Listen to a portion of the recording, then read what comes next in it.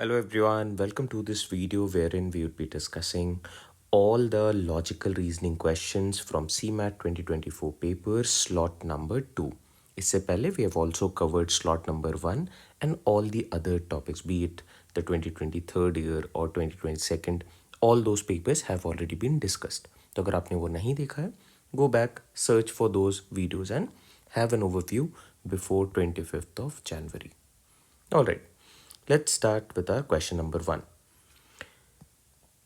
See, the pattern here is X, R, F, then you have U, T, I, then R, V, M. क्या लगता है आपको क्या pattern बन रहा है? Let's start by putting their number codes. X is at 24, U 21 और R 18. आपको दिख रहा है ये जो पैटर्न फ्लो हो रहा है दिस इज ऑफ -3. मतलब 24 और 21 के बीच में कितने का डिफरेंस है? तो आप बोलते हो -3. 21 एंड 18 -3. सिमिलरली यहाँ पे -3 होना चाहिए. -3 पे 15 आता है. 15 के लिए कोड है O. O से ये वाला स्टार्ट नहीं हो रहा है, सो this is ruled out. Next, अब एक बारी लास्ट वाले को चेक कर लेते हैं. The number codes are 6, 9, 13. Gaps check करते हैं. +3, +4, +3 +4 सीक्वेंस में +5 आना चाहिए. 13 + 5 इज 18. 18 का मतलब R, तो O आना चाहिए और लास्ट में R. O एंड लास्ट में R. Option B is are correct fit. बस इतना चेक करके you can move forward. Alphabet series का क्वेश्चन है. चलो मूविंग अहेड. फॉर दिस आपको ये एक्चुअल कोड्स ध्यान में होने चाहिए. अगर ये कोड्स ध्यान में नहीं है तो प्रॉब्लम आएगी ऐसे क्वेश्चंस में. तो बेटर अप्रोच क्या है कि if you are starting the test आप ये सारे A to Z लिख के रख लो and the actual codes 1, 2, 3 going up to 26. Now question on dice important topic है और बहुत ही ईजी है. 2 कैटेगरीज होते हैं, standard dice and a general dice. ये आपके लिए बन रहा है, this is a general dice basically, not a standard one. Because पहले आप ऑपोजिट पेयर्स फाइंड आउट करो. कैसे करते हो आप? अगर इनको फोल्ड करना स्टार्ट करोगे अलोंग द एजेस यहाँ से, तो this will form a dice where in 4 would be opposite to 6. 4 and 6 opposites में, 2 and 1 ऑपोजिट है, 3 and 5 ऑपोजिट है. तो अगर कोई डाइस ऐसा कुछ फॉर्मेशन बना रही है then it is a general dice और ये सारे इसके ऑपोजिट्स हैं. अब आप देखो इनमें से कौन से ऑप्शन में ये पॉसिबल है. नाउ 3 के ऑपोजिट में है 5. दैट मीन्स 3 और 5 यहाँ पे होना चाहिए, दिखना नहीं चाहिए. 3 और 5 आपस में आसपास नहीं होने चाहिए. This is not possible. 6 and 4 are opposite, so 6 and 4 एक साथ एडजेसेंट नहीं दिखने चाहिए आपको. This is again ruled out. 5 and 3 ruled out. Now 1 के ऑपोजिट में है 2, तो 2 यहाँ पे आएगा. 4 के ऑपोजिट में 6, 6 बॉटम पे आएगा. 3 के ऑपोजिट में 5, 5 इस तरफ आएगा. So this is the possible diagram from the given set of data that we have. Option D seems to be are correct fit. Moving ahead. Fire is related to ashes. ये analogy का question है. Analogy में you are given A is to B in the same manner C is to D. The similarity of two ratios basically. Okay. A की जगह पे I can write fire. Fire is related to ashes. In the same way, explosion is related to what? ये आपको find out करना है. तो आप पहले ये फिगर आउट करो कि what is the relation between the two elements. Fire और एशेस में क्या रिलेशन है? Fire leads to ashes. In the same manner, explosion leads to debris. Option B is our correct fit. मैंने previous videos में भी ये बताया है आपको कि for this topic analogy, the general knowledge of things is very much important. अगर आपको general understanding of things नहीं है, you might be having difficulty in solving a problem on analogy.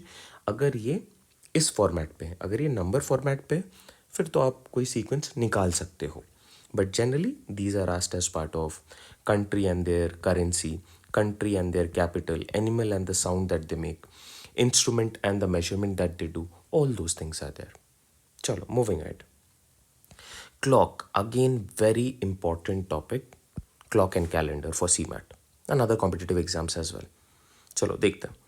ये फॉल्टी क्लॉक का क्वेश्चन है. Faulty clock का मतलब है a clock which is not showing the correct time. A clock was set right. देखो जब कोई फॉल्टी है ना तो बार बार आप उसे क्या करते हो, सही डायरेक्शन पे लाते हो. फॉल्टी का मतलब या तो वो फास्ट जा रहा होगा या फिर वो स्लो चल रहा होगा. तो आप बार बार ना उस इंसान को या उस क्लॉक को ट्रैक पे लाते हो.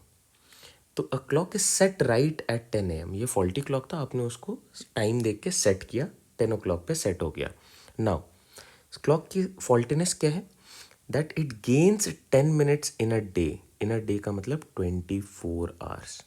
सो इन अ स्पैन ऑफ 24 hours ये जो क्लॉक है ये 10 minutes गेन करता है. Now what will be the true time when the watch indicates 3 PM the next day. तो पहले आप डिफरेंस फिगर आउट करो. ये 24 hours हो गए. अगर मैं आज 10 AM की बात करूँ, the next day 10 AM it is 24 hours. और यहाँ पे 3 PM के बारे में बात हो रही, तो 11, 12 एंड 1, 2, 3, 5 मोर. सो 29 hours के स्पैन की बात हो रही है. That we need to figure out. We know from our data कि इन 24 hours और 1 day 10 minutes फास्ट हो रहा है ये, है ना.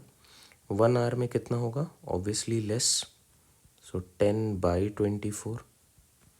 ओके, 29 hours में ये कितना फास्ट चलेगा, पहले ये फिगर आउट करते हैं. सो 10/24 into 29. Okay, let's simplify this. ये 5, ये 12, ये बन गया आपके लिए 290 into 5 by 12. Let's do the rough calculation over here. What do we have here?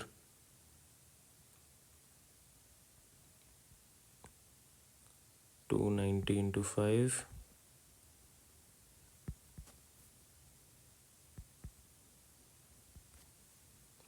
145 by 12. Now, this is roughly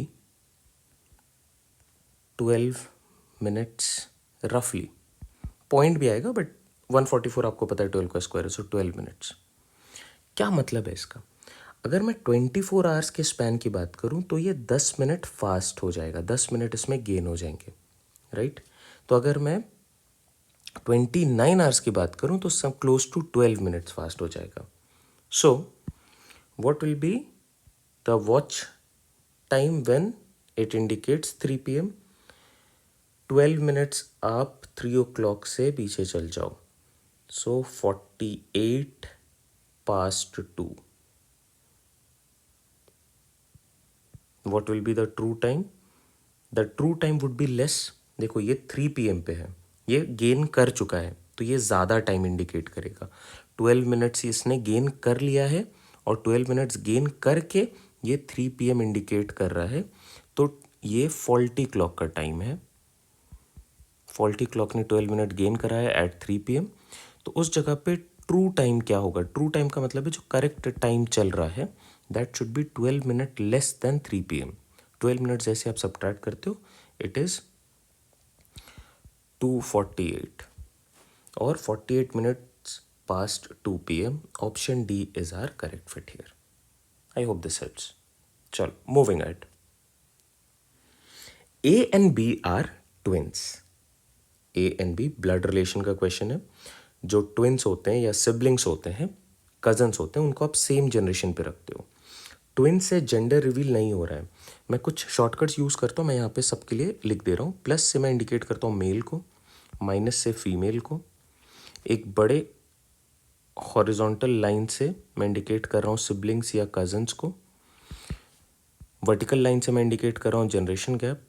और बहुत इंपॉर्टेंट एस्पेक्ट, दो एलिमेंट के बीच में अगर मैंने इक्वल टू लगाया that means they are couple, married couple.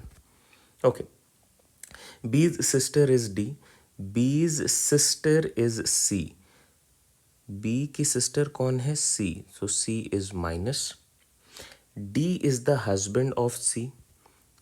D is the husband, तो ये लोग एक कपल हैं ये दोनों. A's mother is E. A's mother is E. E is the mother, so minus. अच्छा एक बात बताओ, A's mother is E और ये लोग तो siblings हैं, तो B's mother is also E, C's mother is also E. E is the wife of F. तो E and F are married couple where F is the father. F is the father of A, B and C. How is F related to D? F का relation D के साथ क्या है?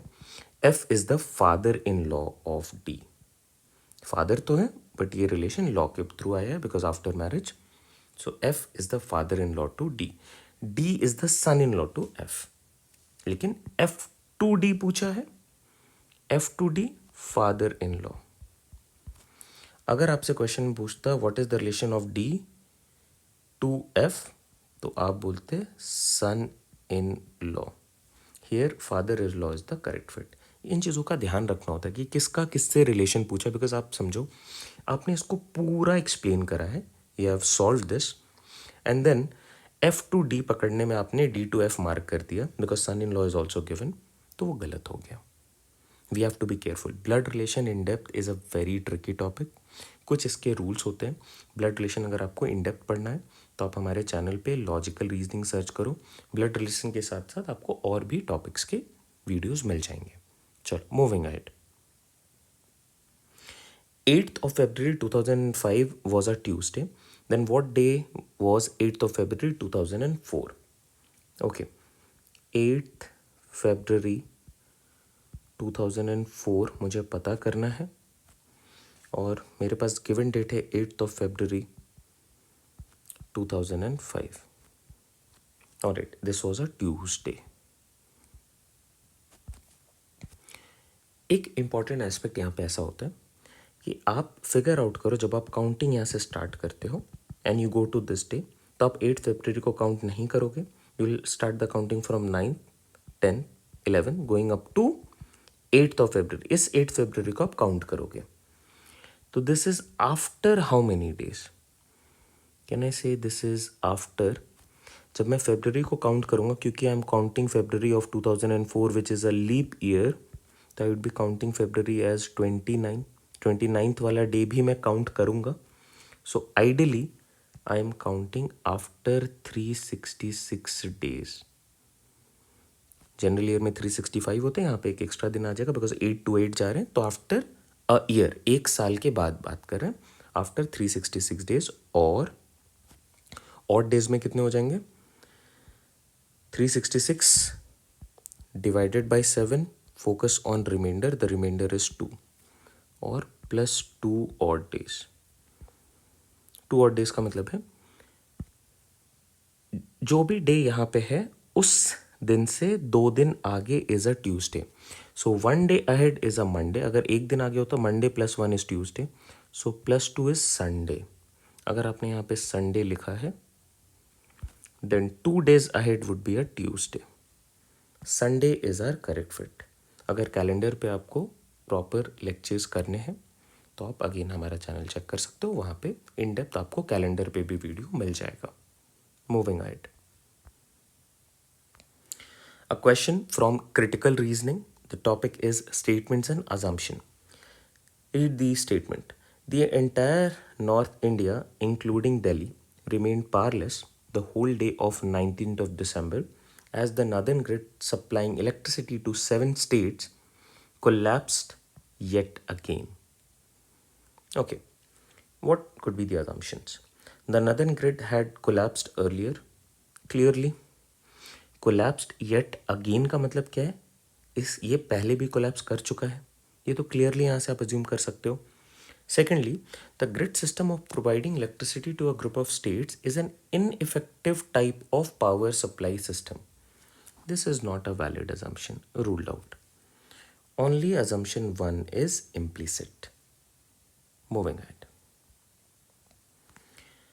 Critical reasoning, the topic is assertion and reason. इसको solve करने का तरीका क्या है, पहले उस पर काम करते हैं. First we need to check whether मैं यहाँ पे एक्सप्लेन कर रहा हूँ. Assertion and the reason are the two statements. You have to check the validity of both of them. Validity का मतलब using our general knowledge, we have to check whether these statements are true or false. True or false. ठीक है. Now, after doing this, we write a assertion, then we add this because, and then we read the reason. अगर ये follow कर गया तो we say both A and R true and R is the correct explanation of A, कि A पे जो भी statement में डेटा गिवन है उसका करेक्ट रीजनिंग है आर में. ऐसा. चलो पहले चेक करते हैं वेदर दीज आर ट्रू और false. Tides indicate the regular periodic rise and fall in the sea level. True. Using our general knowledge we can say this. Okay. Tides are caused by the gravitational pull of the moon and the sea level. Moon and the sun. Sea level, this is false. Okay. अगर ये reason ही fall है तो कौन सा mark करना है? A is true but R is false. Option C is our correct fit. ये तरीका है, ध्यान रखना ये क्या फ़र्क आता है असर्शन और रीजन में. This is where you use your general knowledge and see whether these two are true or false using your general knowledge. Awareness होनी चाहिए general. Okay, moving ahead. Statement argument, again another topic of critical reasoning. ये सारे topics ना every year repeat हो रहे हैं. Should judiciary be independent of the executive? Question mark. अब आप इस चीज़ को लेके argue कर रहे हो. तो what are your arguments? पहला argument है yes, this would help curb the unlawful activities of the executive. अगर आप किसी जुडिशरी, एक बॉडी है जिसको आप इंडिपेंडेंट रखते हो ऑफ द एग्जीक्यूटिव, तो this would help curb the unlawful activities of the executive. Yes, this is somewhat true. This is a strong argument to make. No, the executive would not be able to take bold measures. This doesn't seem like, this is a weaker argument. तो only argument 1 is strong. Now, setting arrangement पे based question है. How many elements are there? A, B, C, D, E, F, G, H, J. I नहीं है, J है. There are 9 elements are sitting around a circle facing the center. 9 elements are there. 1, 2, 3, 4, 5, 6, 7, 8, 9. All of them are facing the center. Their head, it's towards like this.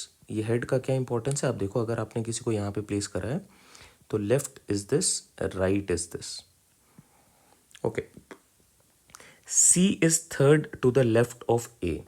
आप A से start करो, ए को आप position कर दो कहीं पे भी, कहीं पे भी. C is third to the left. 1, 2, 3. Here we have C. E is fourth to the right of A. 1, 2, 3, 4. Here we have E. D is fourth to the left of J, who is second to the right of A. Who is second to the right of A? J. 1, 2. Here we have J. और क्या given है? D is fourth to the left. 1, 2, 3, 4. D is fourth to the left. F is third to the right of B. Third to the right of B. Okay. अब आपके पास ज़्यादा options नहीं हैं. आपके पास एक स्लॉट यहाँ पे, एक स्लॉट यहाँ पे, एक स्लॉट यहाँ पे, एक स्लॉट यहाँ पे. बोला जा रहा है F is third to the right of B. अगर मैं B को यहाँ पे रखता हूँ, थर्ड टू द राइट का मतलब है 1, 2, 3. This is a possible scenario. अब मैं कहीं और पे B को रखता हूँ. अगर मैं B को यहाँ पे रखूँ तो 1, 2, 3 not possible. If I place B here, 1, 2, 3 not possible. If I place B here, 1, 2, 3 not possible. So only possible option is you place B here and F is third to the right of B. 1, 2, 3. F is here. Okay. G is not an immediate neighbor of A. Immediate neighbor का मतलब है just adjacent, next element. G is not. तो G यहाँ पे नहीं है. The only left position for G to occupy is here. So G is absolutely here. And out of all the elements A, B, C, D, E, F, G, H, J, आप देखो किनको आपने fill कर दिया, ए placed हो गया है, B place हो गया है, सी प्लेस हो गया है, डी प्लेस हो गया है, E placed, F placed, G placed, H has not been placed, so H is here, J has been placed. Okay, what is H position with respect to E? E से अगर आप देखो H को तो 1 2 3, 1 2 3, third to the left, third to the left, that is absolutely true. एक बार बाकी options को भी चेक कर लेते हैं. Although I have got the correct answer but let's just verify. Fourth to the left, no. 1 2 3 4, fourth is A. Fifth to the right, 1 2 3 4, fifth, no. Fifth to the left, 1 2 3 4, fifth, no. So option A is our correct fit. Moving ahead. Analytical reasoning का question है counting figures का. How many squares does this figure have? Okay, squares पे आप पहले सबसे छोटे वालों को फिगर आउट करो. 1 2, in the same manner 1 2 3 4 5 6 7 8. So 8 small squares.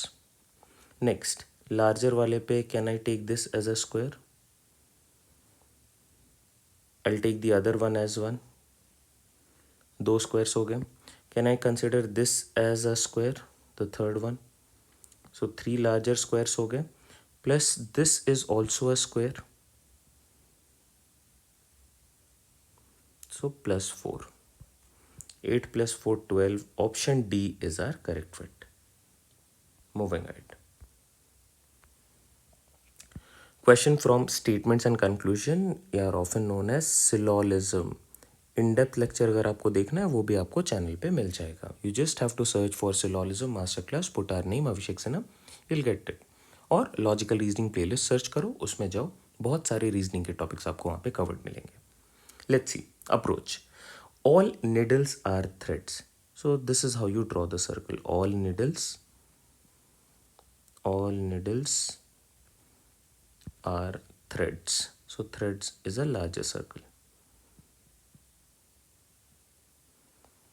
All threads are boxes. All threads are boxes.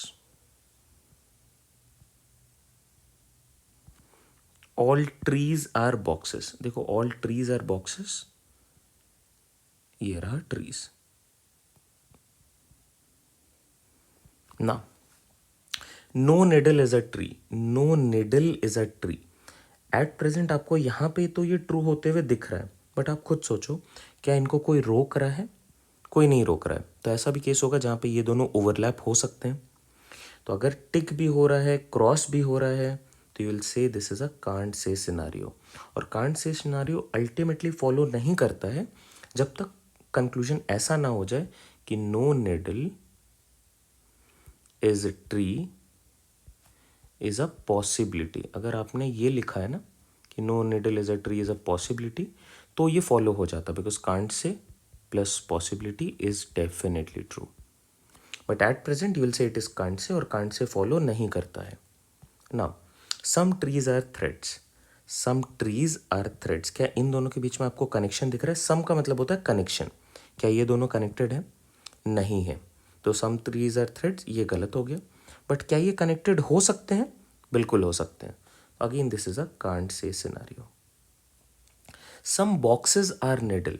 Some boxes, boxes ये रहा, निडल ये रहा. क्या ये दोनों कनेक्टेड हैं? Because some indicates connection, no matter what is the percentage of connection. क्या ये दोनों कनेक्टेड हैं? Yes. So this is definitely true. Third तो डेफिनेटली ट्रू है. Some trees are needles. Some trees are needles. क्या ये दोनों ओवरलैप कर रहे हैं? नहीं. So this is wrong. क्या ये लोग कर सकते हैं? सम ट्रीज आर निडल्स अभी तो क्रॉस है. क्या ये ओवरलैप कर सकते हैं? बिल्कुल. So this is can't say. So only third, only C. Option D is our correct fit. C only. Moving ahead.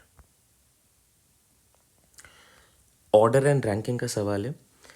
In a row, order and ranking एक basic formula है. That is total number of members in a line is equal to rank of one person from the left hand side plus rank of the same person from right hand side minus 1. जैसे 1 2 3 4 5 left से अगर मान लो मैंने start करा counting, और यहाँ पे elements हैं ABCDE। राइट से मैं काउंटिंग स्टार्ट करता हूँ। 1 2 3 4 5। कोई भी एक एलिमेंट पकड़ लो, मान लो ए के लिए अगर मुझे फिगर आउट करना है कि टोटल मेंबर्स कितने हैं, तो यहाँ पे तो दिख रहा है 5 है, बट अगर फॉर्मूला से कैलकुलेट करना है तो rank of A from left 1, rank of A from right 5 -1, left plus right -1, तो अल्टीमेटली ये बन जाएगा 5। क्या टोटल 5 मेंबर्स हैं? बिल्कुल है। तो this is how you apply the formula. Now in a row of girls, students facing north, Radhika is 10th to the left of Purnima, who is 21st from the right hand. तो अगर right hand से मैं बात करूं तो 21st position पे कौन है? Purnima. And Radhika is 10th to the left of Purnima. Purnima का सर इस तरफ है, ऐसे नॉर्थ फेसिंग है, तो right side, right hand side ये है, लेफ्ट हैंड साइड ये है। 10th means 1 2 3 4 5 6 7 8 9 10th। तो अल्टीमेटली कौन सा रैंक होगा? Rank would be 31। So let's say this is 31st and here is Radhika. Okay. Monica, who is 17th from the left end, is 4th to the right of Radhika. 4th to the right of Radhika, 1 2 3 4th। Fourth का मतलब rank होगा 30 29 28 27। So this rank is 1 2 3 4th 27th। यहाँ पे कौन है? यहाँ पे है मोनिका। और मोनिका के लिए एक और चीज़ गिवन है, Monika's rank from the left hand side is 17th। So this rank is 17th। ये बहुत इंपॉर्टेंट पार्ट है। चलो, क्या मुझे मोनिका के रैंक की value from left hand side and right hand side पता है? Yes. What is asked? How many students are there in the row? Use the formula. Total is equal to left plus right -1। Left rank is 17th, right rank is 27 -1. So this is 17 plus 26, 43. So how many students are there in that row? 43 students are there. Moving ahead. At sunrise, Ajay and Vijay are having a conversation standing in front of each other. ये shadow based question है from direction sense. Shadow based में आपके कुछ important aspects होते हैं, जैसे first aspect is, आप देखो is it a time of sunrise और सनसेट? सनराइज का टाइम है, सनराइज के टाइम का मतलब है सन इज इन द ईस्ट, और जो शैडो फॉर्म होगा, शैडो हमेशा वेस्ट डायरेक्शन में फॉर्म होगा, शैडो ऑफ एनी पर्सन। ना, शैडो इंफॉर्मेशन आपको मिल गया है। Focus on the data which indicates the shadow. Shadow of Vijay is towards the right hand of Ajay. Ajay के राइट हैंड पे है, तो अगर अजय नॉर्थ फेसिंग है, उसका राइट इस तरफ है, तो अजय नॉर्थ फेसिंग नहीं हो सकता है। Ajay needs to be south facing. और अगर अजय साउथ फेस कर रहा है तो उसका लेफ्ट हैंड साइड इस तरफ होगा, उसका राइट हैंड साइड इस तरफ होगा, जिस वजह से उसका शैडो इस तरफ है। Now Ajay and Vijay are having a conversation standing in front of each other. तो Vijay would be facing Ajay. Which direction is Vijay facing? Vijay is facing north. Option B is are correct fit. Sita and Gita started walking. Direction sense का question है, let's see. Started walking towards each other from two places which are 200 meters apart. Let's keep this as 200 meters total overall. After walking 40 meters, Geeta turns left, goes 15. चलो मैं मान लेता हूँ here is Sita, here is Geeta. Both started moving towards each other from two places. After walking 40, Sita ने भी 40 metres cover करा होगा, गीता ने भी 40 मीटर्स कवर करा होगा। नाउ गीता टेक्स लेफ्ट, देखो टर्निंग लेफ्ट का मतलब है यहाँ पे आई, टर्निंग लेफ्ट का मतलब going down and goes 15 meters, turns towards her right and goes 25, ये बन गया 25. She then turns right again and comes back on the road. Comes back on the road मतलब ये 15 ट्रैवल करा होगा और रोड पे आ गई होगी। तो एक्चुअली में ये वाला जो डिस्टेंस कवर हो रहा है ये 25 है, right. Now comes back on which she started.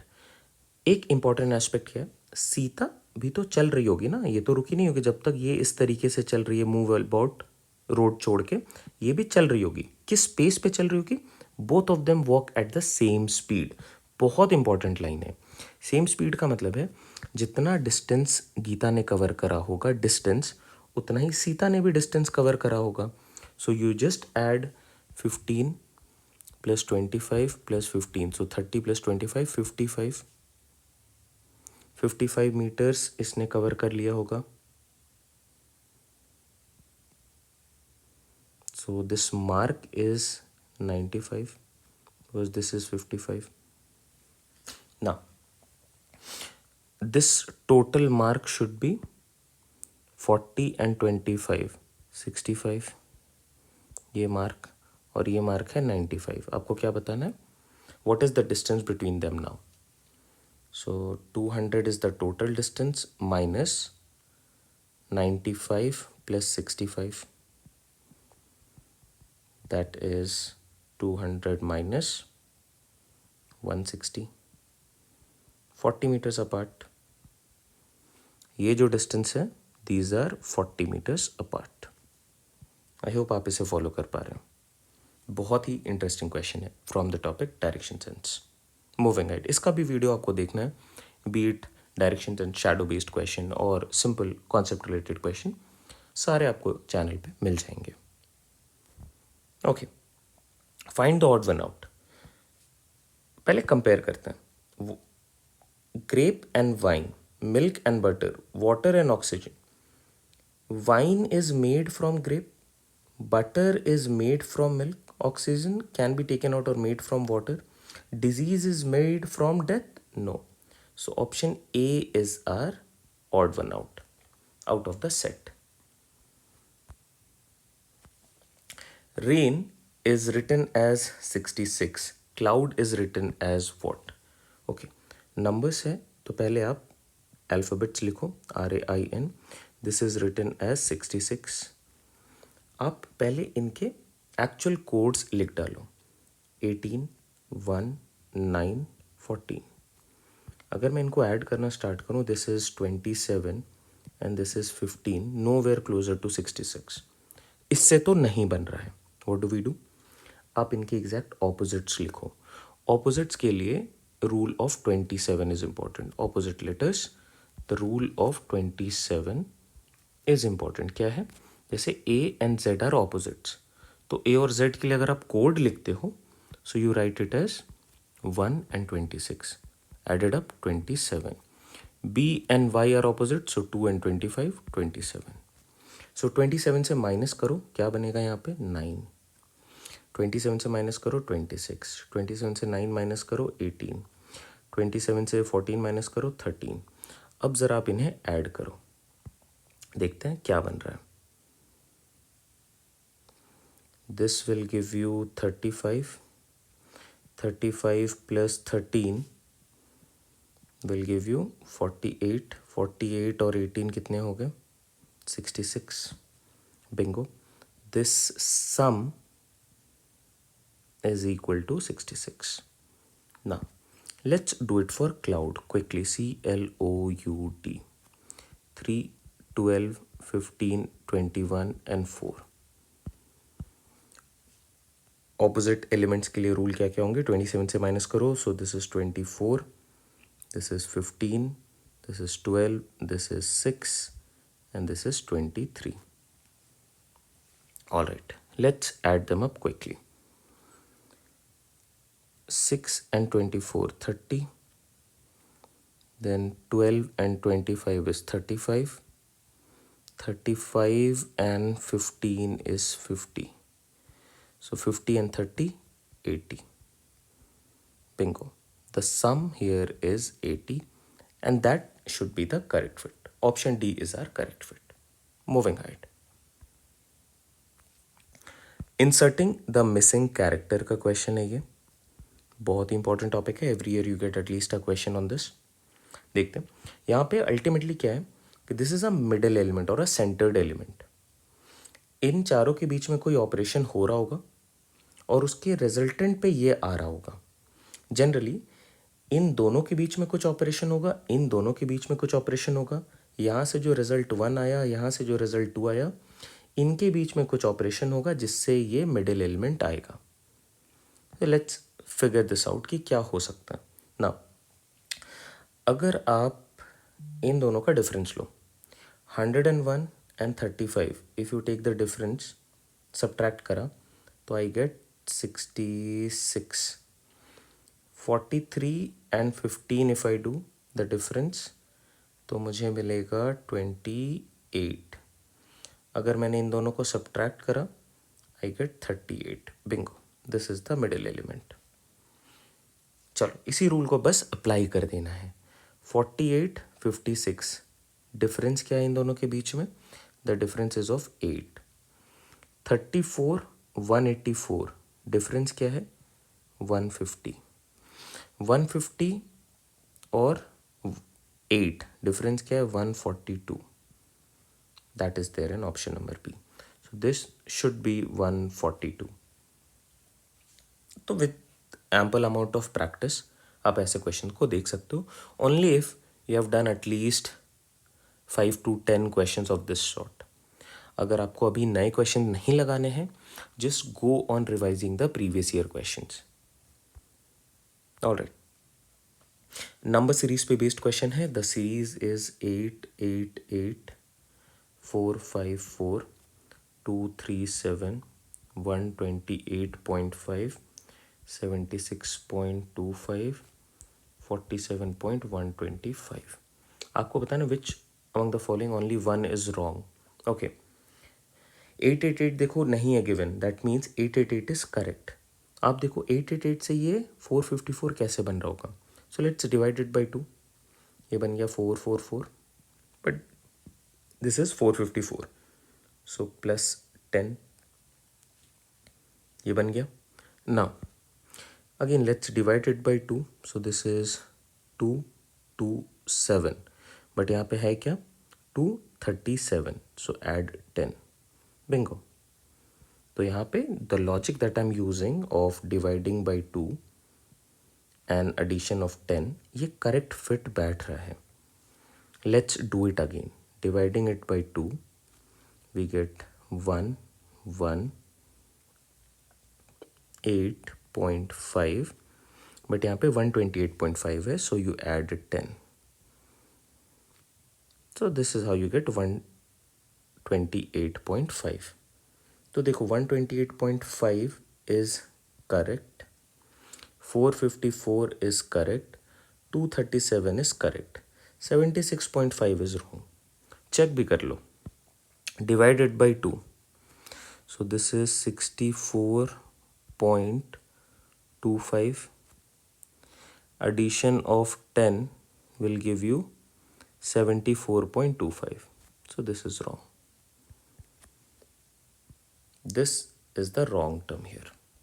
Moving ahead. Last question for this set. देखते हैं क्या है. Again question from IMC. इस साल देख रहे हो 2 क्वेश्चंस थे. अब अल्टीमेटली यहाँ पे एक मिसिंग टर्म है, और जब ऐसे बड़े नंबर्स हैं फिर यहाँ पे छोटे नंबर्स हैं, कहीं ना कहीं यू गेट द आइडिया कि ये जो सीक्वेंस है वो कॉलम वाइज चल रहा होगा. बस आपको ये फिगर आउट करना है कि क्या सीक्वेंसिंग होगी इनके बीच में कि आपको एक कनेक्शन मिल रहा हो. ऑलराइट, बड़ा नंबर है, इससे इसे डिवाइड करते हैं. सो 117 divided by 9, what is the resultant? 1 time and 3 times 13. तो यहाँ पे जब मैंने इन दोनों को डिवाइड करा यू गेट 13. जो नेक्स्ट टर्म है उसे ऐड करते हैं, +8 you get 21 the last term. Bingo. एक बार और इसे सेकंड के लिए करते हैं, 200 divided by 8 you get 25 +9 you get 34 the next term. चलो बढ़िया, ये बैठ रहा है। Let's do it for the last. 110 divided by 5 you get 22. Addition of 13 you get 35. Option B is our correct fit. So I hope this helps. Kindly go through all the questions all the year 2024, 2023, 2022, 1 and 2020 as well. At least 5 years के questions आप अच्छे से कर लो, जिसमें आपको जहाँ पे problem आ सकती है that could be the critical reasoning part because of the subjectivity of the questions. Other than that आपने अगर ये 5 साल के कुछ पेपर सॉल्व कर रखे हैं तो will have ample amount of confidence कि आप लॉजिकल रीजनिंग वाले सेगमेंट अच्छे से कर पाओ। Alright, all the best, take care everyone.